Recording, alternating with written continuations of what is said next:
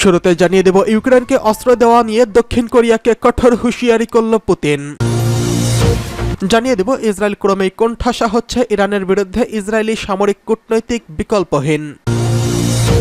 জানিয়ে দেব, চলতি বছরে ইরানের সেপাহান কোম্পানির তেল রপ্তানি উল্লেখযোগ্যভাবে বেড়েছে।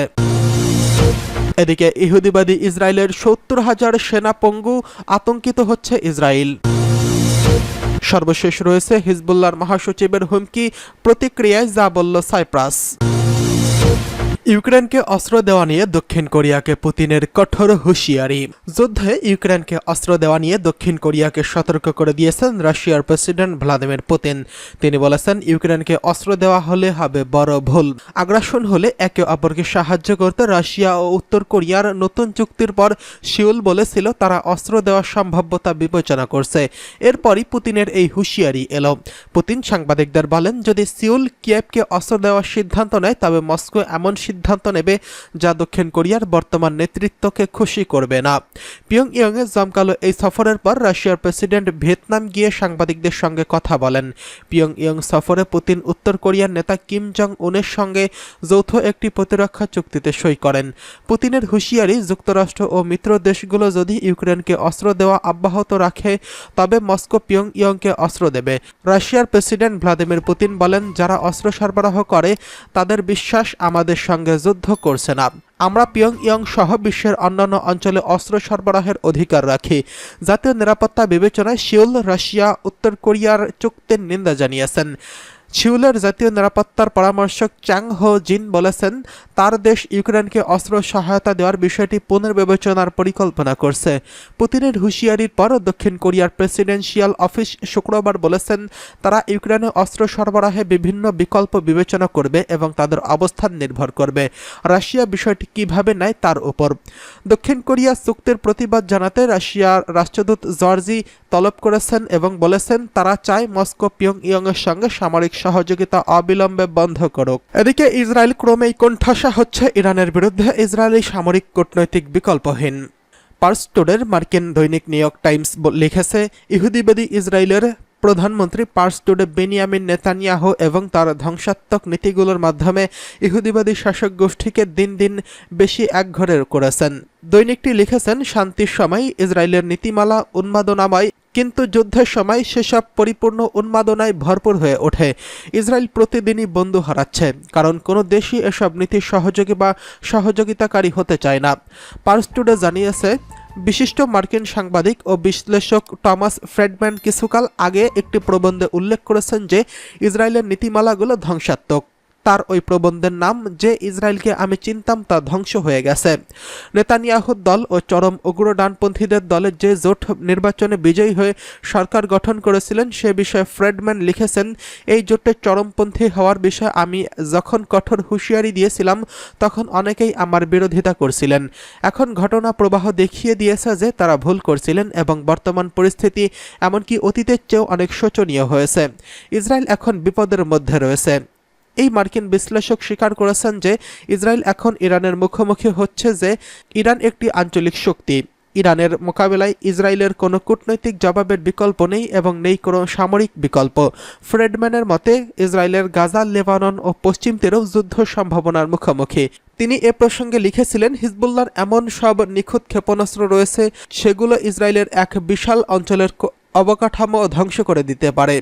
ইসরায়েলের বিমানবন্দরগুলো এবং নৌবন্দরগুলো থেকে শুরু করে সামরিক ঘাঁটিগুলোতে এবং বিদ্যুৎ কেন্দ্রগুলো ধ্বংস হয়ে যাবে। ফ্রেডম্যানের মতে, ইসরায়েলকে নেতৃত্ব দিচ্ছেন এমন সব ব্যক্তিরা যারা কেবল নিজেদের ক্ষমতা টিকিয়ে রাখতে সচেষ্ট এবং তারা চায় যে কোনো উপায় ক্ষমতা ধরে রাখতে, যাতে বিচার ও কারাবাসের শিকার না হন। ফ্রেডম্যানের বিশ্বাস, নেতানিয়াহু নিজের আত্মাকে বিক্রি করে দিয়েছেন যাতে চরম ডানপন্থী ইহুদিবাদীদের নিয়ে একটি মন্ত্রিসভা গঠন করা যায়। এদিকে ইসরায়েলের সাবেক প্রধানমন্ত্রী ইহুদ বারাক সম্প্রতি বলেছেন, নেতানিয়াহু যদি ক্ষমতা না ছাড়ে তাহলে তেল আবিব শিগগিরই নিজেকে এমন অবস্থায় দেখতে পাবে যে একদিকে গাজা যুদ্ধ চলছে আর উত্তরে হিজবুল্লাহ সর্বাত্মক যুদ্ধ শুরু করেছে এবং পশ্চিম তীরে সেই তৃতীয় ইন্তিফাদার মুখোমুখি হচ্ছেন। এদিকে চলতি বছরে ইরানের সেপাহান কোম্পানির তেল রপ্তানি উল্লেখযোগ্যভাবে বেড়েছে। ইরানের সেপাহান তেল কোম্পানির মোট রপ্তানি গত বছরের তুলনায় প্রায় 695 বিলিয়ন তুনাম বেড়েছে। সাম্প্রতিক বছরগুলোতে তেল উৎপাদনের সক্রিয় ইরানি কোম্পানিগুলো দেশীয় চাহিদা মেটানোর পাশাপাশি বিদেশি বাজারে তেল চাহিদার একটা অংশ পূরণ করতে সক্ষম। পার্স টুডে আরও জানিয়েছে, অর্থনৈতিক পরিসংখ্যান বিষয়ক প্রতিবেদনে দেখা গেছে অর্থবছরের শুরু থেকে চলতি বছরের মে মাসের শেষ পর্যন্ত সেপাহান অয়েল কোম্পানির মোট বিক্রয় রপ্তানি ছিল প্রায় 2153 বিলিয়ন তুনাম। এটা গত বছরের একই সময়ে রপ্তানির তুলনায় প্রায় 695 বিলিয়ন তুনাম বেশি। রপ্তানি বৃদ্ধির পাশাপাশি সেপাহান তেলের আভ্যন্তরীণ বিক্রিও বেড়েছে। পরিসংখ্যানে দেখা যায় অর্থবছরের শুরু থেকে মে মাসের শেষ পর্যন্ত এই কোম্পানিটির অভ্যন্তরীণ বিক্রয়ের পরিমাণ ছিল 1683 বিলিয়ন তুনাম, যা গত বছরের একই সময় এই কোম্পানির বিক্রয় ছিল মাত্র 1286 বিলিয়ন তুনাম। এদিকে ইহুদিবাদী ইসরায়েলের 70,000 সেনা পঙ্গু।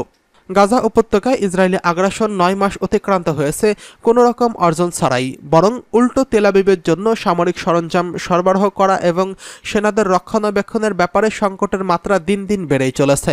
ইহুদিবাদী ইসরায়েলের চ্যানেল 7 টিভির উদ্ধৃতি দিয়ে পার্স টুডে আরও জানিয়েছে, 7 অক্টোবর গাজা যুদ্ধ শুরুর পর আহত 8,663 জন ইসরায়েলি সেনাবাহিনীতে পঙ্গু সদস্যের সংখ্যা প্রথমবারের মতো 70,000 ছাড়িয়েছে। ওই প্রতিবেদনে আরও বলা হয়েছে, শতকরা 35% ইসরায়েলি সেনা 7 অক্টোবরের পর মানসিকভাবে অসুস্থ হয়ে পড়ে এবং শতকরা 21% সেনা শারীরিকভাবে আহত হয়ে চিকিৎসা নিচ্ছেন। ইসরায়েল সরকারের যুদ্ধ মন্ত্রণালয় জানিয়েছে, তারা চলতি বছরের শেষ নাগাদ আরও প্রায় 20,000 নতুন আহত সেনাকে চিকিৎসা দেওয়ার জন্য প্রস্তুতি নিচ্ছেন। প্রতি মাসে আরও 1,000-এর বেশি নতুন আহত পুরুষ ও মহিলাকে চিকিৎসার জন্য এই বিভাগে ভর্তি করা হয়।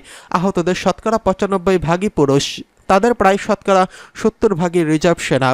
ইসরায়েলি বিশেষজ্ঞদের বিশ্লেষণ অনুসারে আহতদের মধ্যে শতকরা প্রায় 40% যারা 2024 সালের শেষ নাগাদ হাসপাতালে ভর্তি হবে, তারা উদ্বেগ, উৎকণ্ঠা, বিষণ্ণতা, আঘাত পরবর্তী মানসিক চাপ সহ বিভিন্ন মানসিক সমস্যার সম্মুখীন হতে পারে। এদিকে হিজবুল্লাহর মহাসচিবের হুমকি প্রতিক্রিয়ায় যা বলল সাইপ্রাস।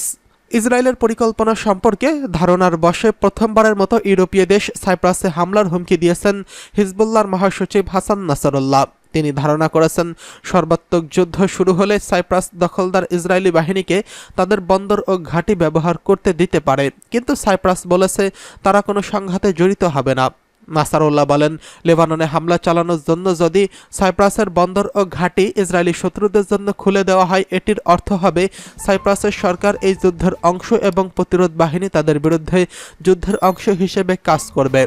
বুধবার নাসারুল্লাহ লেবানন ও ইসরায়েলি উপকূলে পশ্চিমে ভূমধ্যসাগরে অবস্থিত ইইউ সদস্য সাইপ্রাসকে সতর্ক করে বলেন, তাদের কাছে তথ্য আছে যে ইসরায়েল সাইপ্রাসে সামরিক মহড়া চালাচ্ছে।